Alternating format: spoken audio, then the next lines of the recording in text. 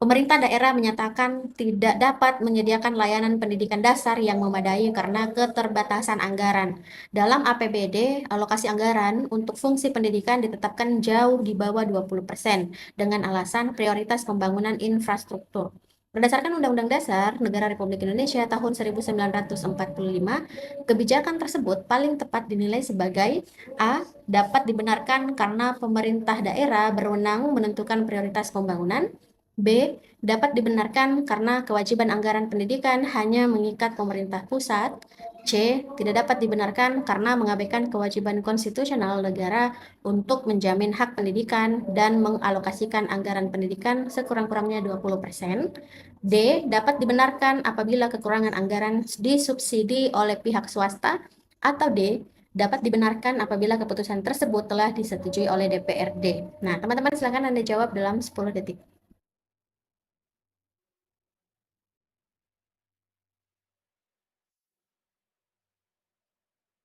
Oke, teman-teman, jadi jawaban yang tepat adalah C, yang mana tidak dapat dibenarkan karena mengabaikan kewajiban konstitusional negara untuk menjamin hak pendidikan dan mengalokasikan anggaran pendidikan sekurang-kurangnya 20%. Nah, teman-teman, 20% ini ada dalam Dasar Konstitusional Pasal 31 ayat 4 yang mana di sini berbunyi atau menegaskan bahwa negara memprioritaskan anggaran pendidikan sekurang-kurangnya 20% dari APBN dan APBD untuk memenuhi kebutuhan penyelenggaraan pendidikan nasional. Jadi teman-teman bisa kita pahami bahwa pendidikan adalah hak konstitusional warga negara. Kemudian pemerintah pusat maupun daerah memiliki kewajiban aktif.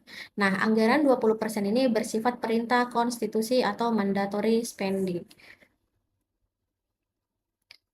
Kita ke contoh soal selanjutnya.